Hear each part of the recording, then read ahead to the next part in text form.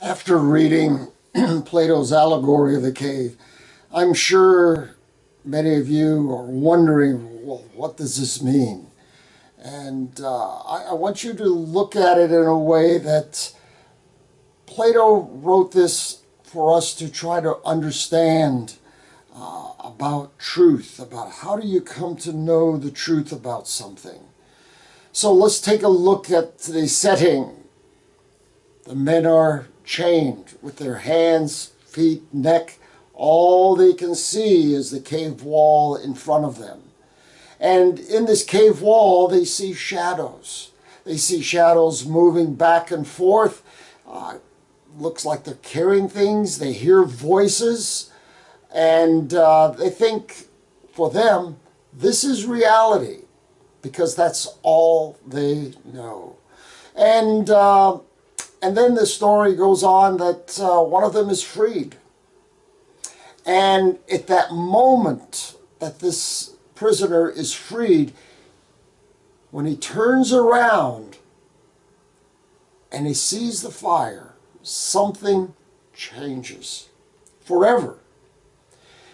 He now realizes that the objects on the wall are not real, that they are only an representation, an image, a reflection of the real objects. And so from that time on, for that prisoner, the those shadows on the wall are meaningless. Then the prisoner is taken out of the cave. How is he taken out of the cave? Does he walk out? Does he climb out? It says he is dragged out. Well, being dragged out doesn't suggest that it was something fun, that something that he wanted to do. And so the story goes on that he's dragged out of the cave, up and out. Suggests that there's some work involved in coming to know the truth about something.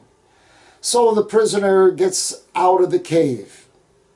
Now, there are several things that I want you to note that when the prisoner gets out of the cave. First of all, his eyes hurt him. There's pain involved in coming to know the truth here. He sees this bright light and he doesn't see things clearly, for sure. And the very first things he sees are what? What does he see first? Shadows. Shadows like he has grown up in. And he recognizes his shadows down there. And then gradually he begins to look and his eyes begin to adjust. And then he sees the reflection in the water. And then finally the objects. And then last of all, he can look at the sun itself. Now Plato, as you can see, coming to know the truth about something for Plato requires some transitions. You first of all experience things as you had known them in the cave. And then gradually you begin to unfold and see things differently than you did. Now, has this person come to know truth? How does one come to know truth? This is a philosophy called ideism or idealism. And that truth is in the ideas. It's in your mind. 2 + 2 = 4. Ideas about truth, justice, and love. Those are all ideas. This is different than realism, where things, we can see things and measure things. This is in ideas. So, how do you typically come to know truth about anything in your life?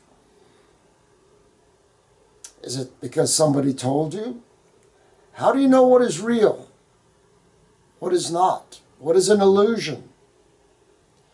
These are things that I really want you to think about in this class as we move forward. Well, the last part of the story is really important.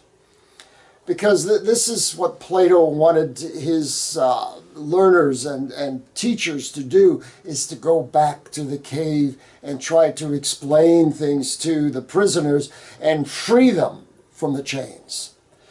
Oh, did I not talk about chains? Chains.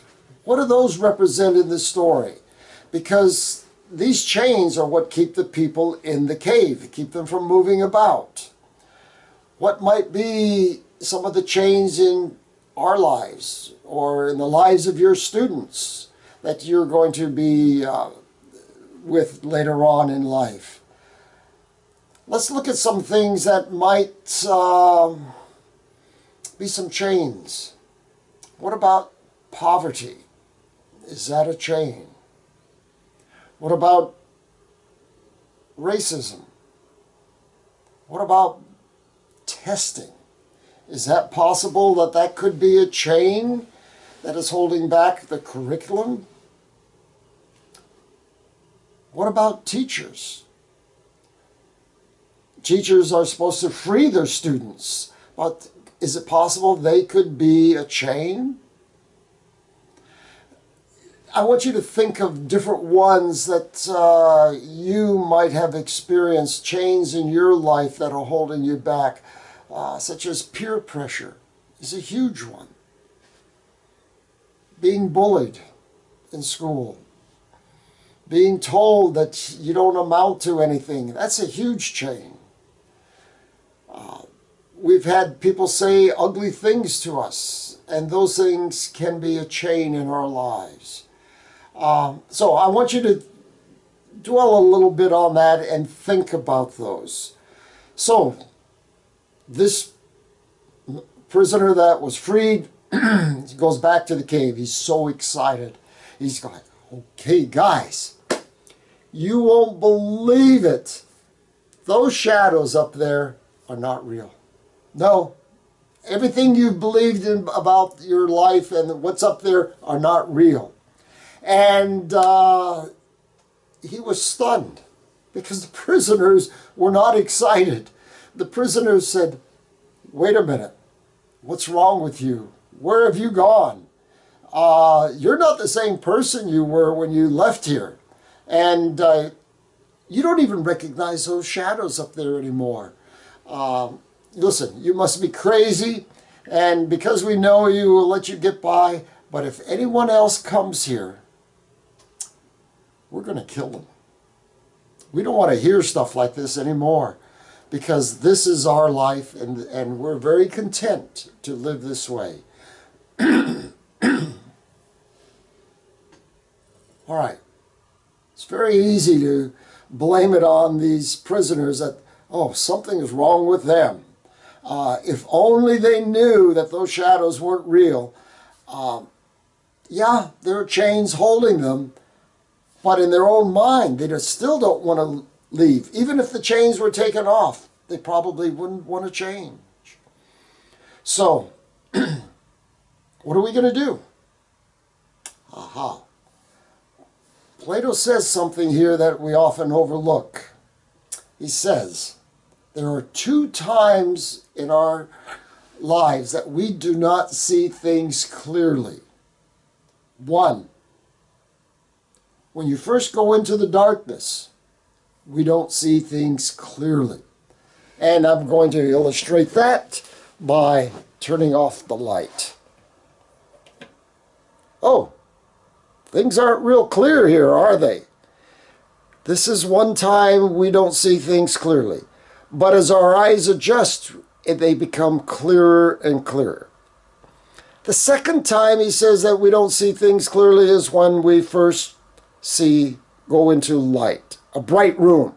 Oh boy, and you saw it there. The flash of light.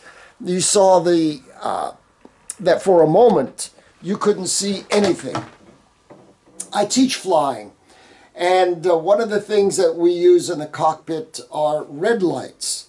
And if you turn on a white light while I'm flying in an airplane at nighttime, I am blinded for about 5 minutes. I cannot see clearly out there what is going on. So, the lesson for us. and there's probably a number of lessons, but I want to share one that really has influenced my life. When you first meet a group of people, don't start off by telling them all about the wonderful truths. You're so excited. You're going to change their lives. No. You start off by trying to understand their shadows. Where are they coming from? What are the things that are holding them back? And until you recognize their shadows and where they're coming from, they're not going to listen to you. Okay?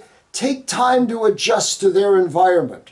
That's one reason we do the Cosmos, is that I want to get to know you. I've got to know, learn something about you and see where your shadows are. And you can see where mine are.